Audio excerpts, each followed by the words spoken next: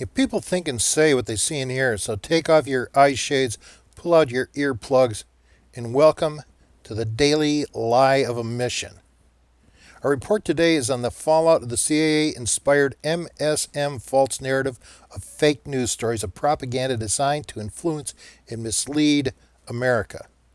From there, we'll review the growing threat of the well-established Islamic terrorist ISIS threat that has taken root not only in Europe, but apparently here within the United States, right under the nose of our current CIA, FBI, NSA politicized leadership, who are attached by the hip to the HRC Podesta Obama cabal and all that it stands for. It turns out the narrative of the CIA's 35-page intelligence report on Russian hacking of the election comes from an intentionally fake story fed to ex-CIA paid journalist named Rick Wilson by 4chan as a spoof because they didn't like him, and apparently for good reason.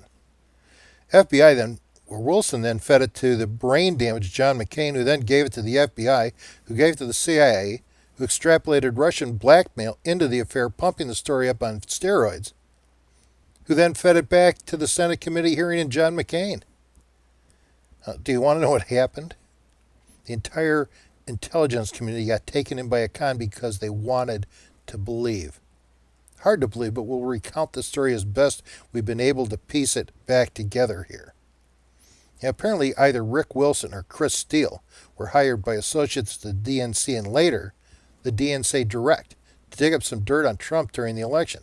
That's when 4 of the 4-channel spoof fell into Wilson's lap, got passed around the yellow journalist community for 2 months, but no one would touch it with a pole because it was impossible to confirm. Sometime in December, out of desperation, it received a stamp of approval from former British MI6 agent Christopher Steele in order to give it street cred. What was strange was the file was marked confidential, but if it had come from British intelligence, it should have been marked official versus the equivalent confidential rating used by U.S. Intel.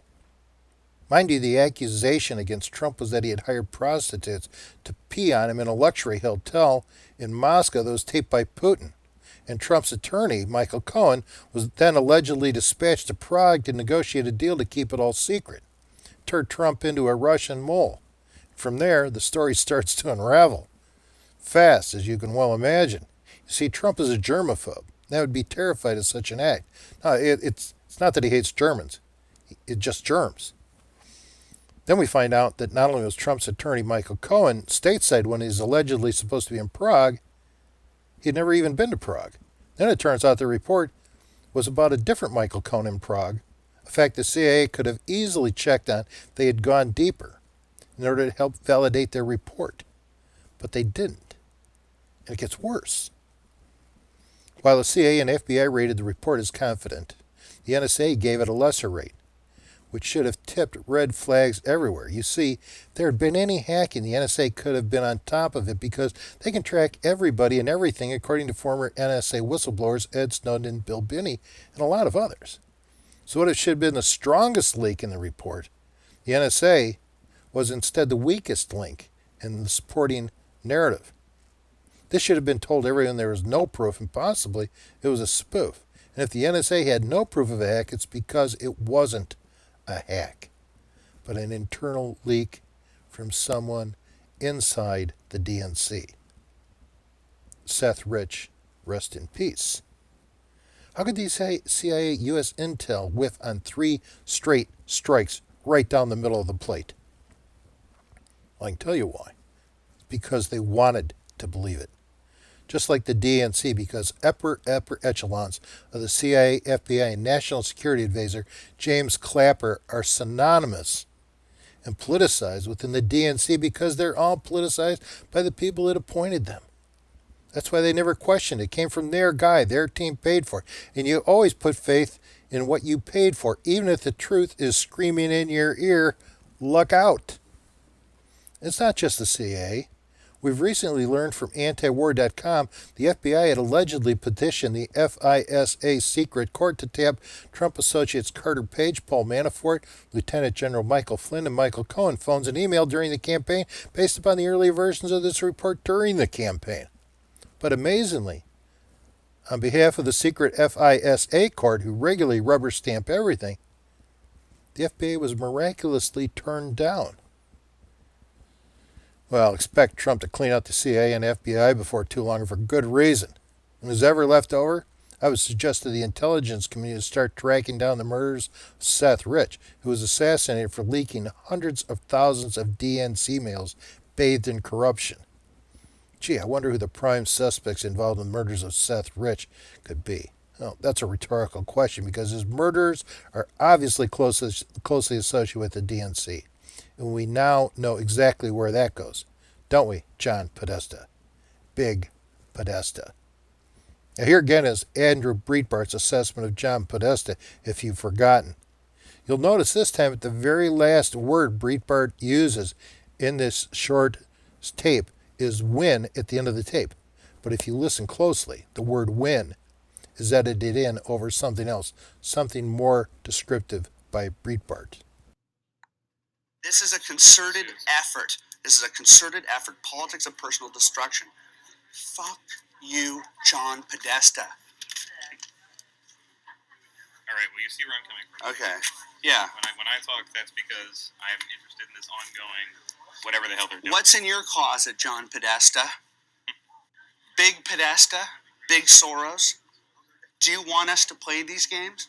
Because we're playing to win.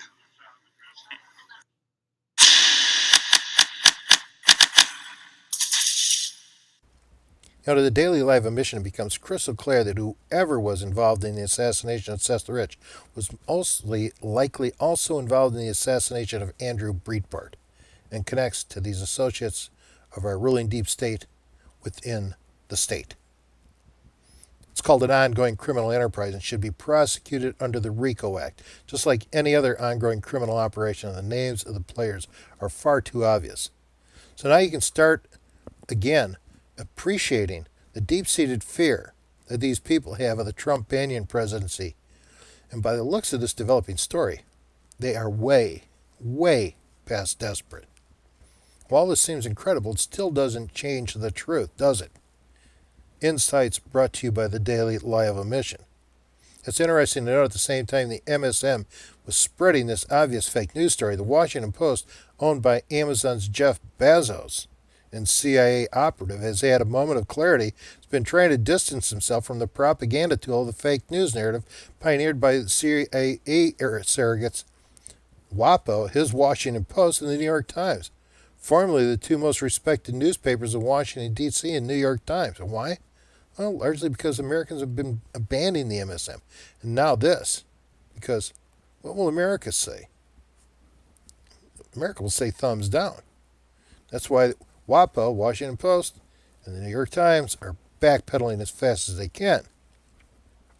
You know, Americans have abandoned the MSM for good reasons, personified within these two Twitter posts. The first is by John Harwood of the Clinton News Network, CNN, and the latter by Lou Dobbs of Fox News.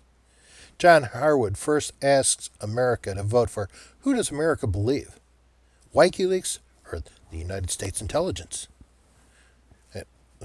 The winner was WikiLeaks, walking away with 83% of the American public's vote, and U.S. intelligence registered a paltry 17%. But it gets worse. It's the outgoing administration when Lou Dobbs asked America who we believe more, perpetual prison Julian Assange or President Barack Obama. In a show of rarely seen clarity, Julian Assange registered a 92% approval by the American people, while Barack Obama tallied in a humiliating 8%. It's a wake-up call and heeded by the narcissist Barack Obama, who in the past 30 days has thrown an international temper tantrum while seeking to cement his legacy, but instead poured his feet into concrete overshoes. You've heard of politics of personal destruction? Well, President Obama has skipped the politics, gone straight to his very own personal destruction, leading the way for the CIA, FBI, and to a lesser extent, the NSA to join him. So hopefully they get dragged in. Presiding over the destruction of the Democratic Party and facing an American people grown wise to the illusions and facade of power, Washington, D.C. robbing the nation blind, Barack Obama has opted to double down on the endless lies and corruption that has marked his 8 years at the helm of our ship of state, shredding his reputation and sinking to the depths of his lowest presidential peers, James Buchanan and Warren G. Harding, two of the most institutionally corrupt presidents who have ever disgraced our nation. Barack Obama seeks to join them. Incredibly, Barack Obama makes Richard Nixon look like a statesman, and W. incredibly more successful and intelligent. Unbelievable. It is this abandonment of America that has given rise to one of the most dangerous threats to America today and raises a flurry of questions as to who has been running this country and what have been their objectives. If you watch the Daily Live emission, you have sat through a long but necessary expose of what I can only recap as a very disturbing look into the cabal of satanic overtones, which is heavily influenced into the privileged. How could such people have arrived to such places of power in America over our lives? And what's their objective? Just when you think the soup is getting thin again, I draw your attention to this map of ISIS training centers established across America. You'll also please take note of the documented terrorist attacks in relation to these locations. This map was developed by Bill Craddock, an attorney who has been researching a network of paramilitary training camps begun in the 1980s under the aegis of Muslims of America, or Jamaat al-Fuqra, estimated to have spread across the nation to as many as 35 different locations in no less than 22 different camps. Now look at the sites of each major terrorist attack in the United States since the 1980s. You see a pattern? Well, good for you, because it's pretty hard to miss. The real question, however, is how is this allowed to happen in America? I mean, what in the Sam Hill is going on?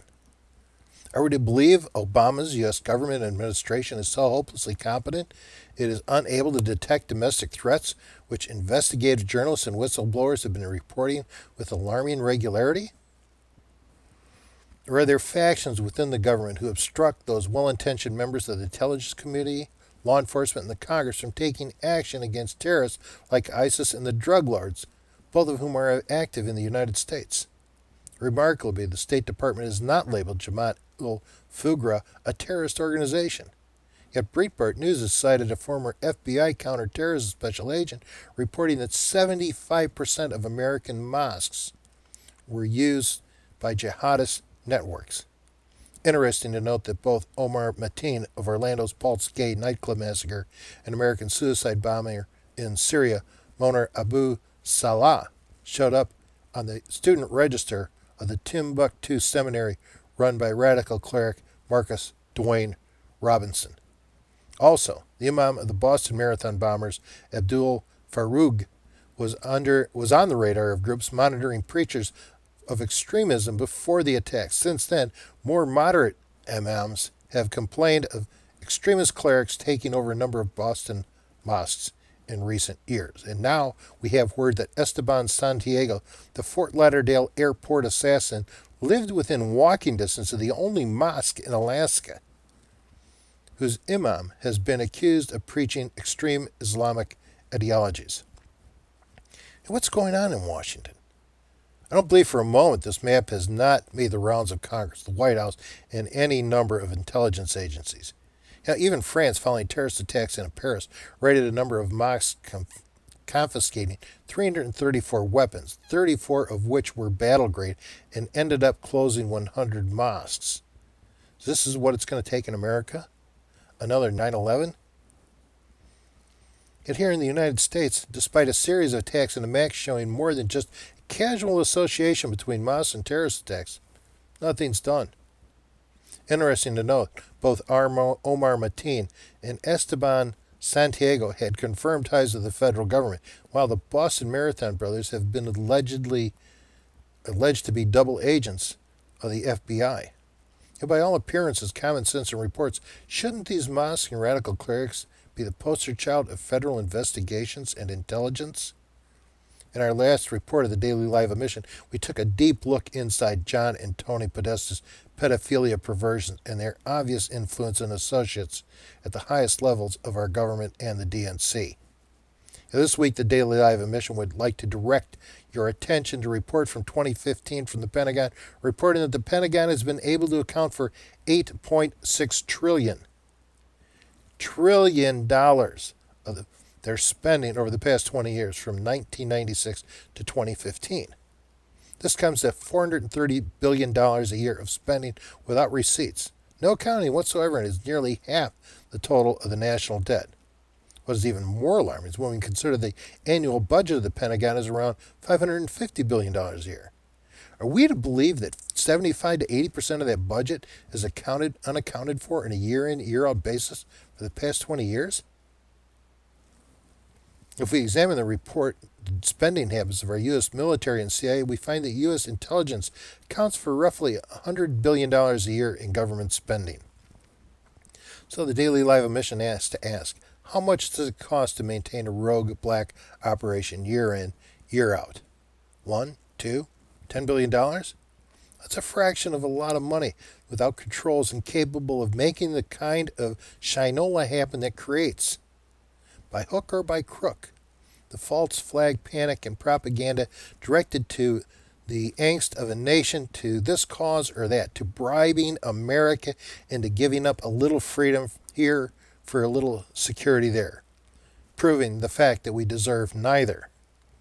Our architects and engineers for 9/11 Truth has reliably exposed corruption in the 9/11 attacks, contending that someone wired both the towers and building number 7 for demolition with thermite, a major component of which is magnesium. This is exactly what I reported in my book, The Science of Liberty, from samples tested by a major university lab, which I recovered 6 blocks north of the Twin Towers in New York City in October of 2001.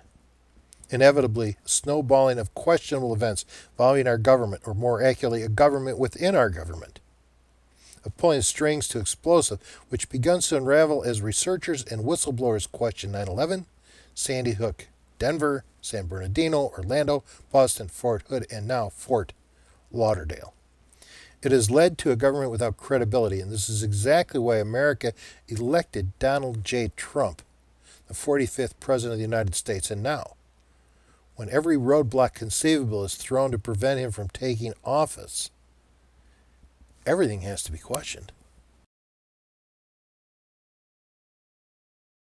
You may not have seen this because the MSM isn't particularly hot to throw gasoline on the American fires burning within, but it costs money to run this full-page ad in the New York Times and a call to arms to invade Washington, D.C. during the Trump inauguration. To build and promote this website and pay the wages and way for a nucleus of leadership to take to the streets of Washington, D.C. to stop Donald J. Trump from becoming America's 45th president. RefuseFascism.org plans to shut down Washington, D.C. on January 20th, as well as the following 30 to 100 days committed to rage. Who's financing this? Big Soros? Big Podesta? The fiends of Bill, Hillary, and Barack?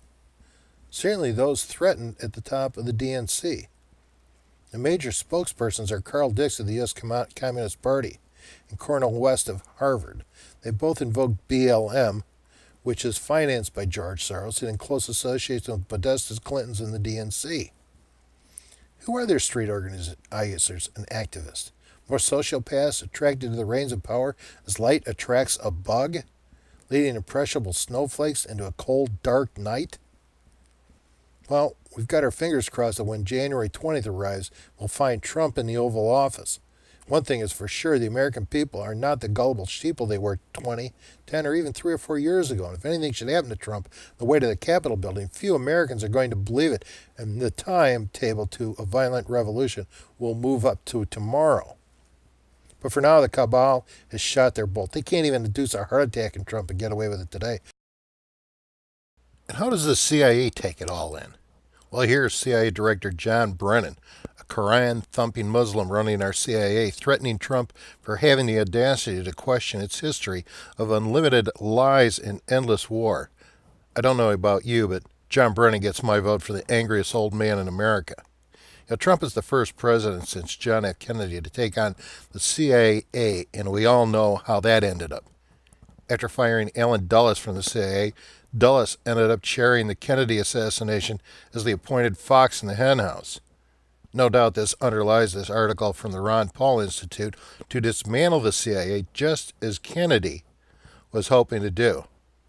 Now, this is why I would warn and expect an assassination plot against Trump to proceed, and it's not only me, but now includes British politician George Galloway explaining it's not Russia trying to take down Trump, but British intelligence, which connects to Christopher Steele pointing out that British intelligence has been bringing down governments since when it took down the Ramsay MacDonald's first Labour government in 1925, and now, according to George Galloway, it has its sights on Donald J. Trump.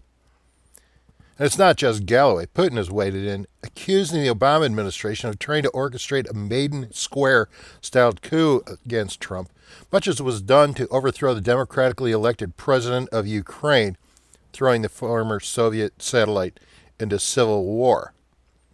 Now, the proof is too plain to see, is this CNN, the Clinton news network, poll alleging Trump's lack of support is clearly seen as a rigged poll when we look at this chart released with that poll, where the sample audience is overwhelmingly Democratic and independent, eschewing registered Republicans, just as was done in the pre-election polls that pointed to a Clinton landslide. This poll is just as valid as those polls. Now, this process will continue, and if Trump can stay alive, things will eventually cross a line where Trump will have to start arresting people on treason, and as this process develops, America will slide into the third stage of its revolution, and it will start in Chicago. The Civil War portion of our revolution will start in Chicago. You can mark it on the board. The war starts in Chicago. So Trump has the time and needs to clean them out early. And if he doesn't, you can bet they'll be back. Because if you've been watching the Daily Live Emission, you know we've been reporting the revolution in America has already begun.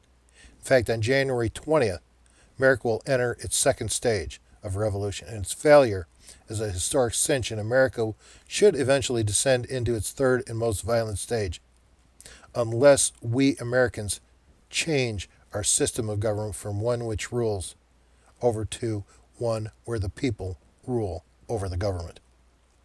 Because if there's one thing in life I've observed is that Shinola just doesn't happen. People make Shinola happen.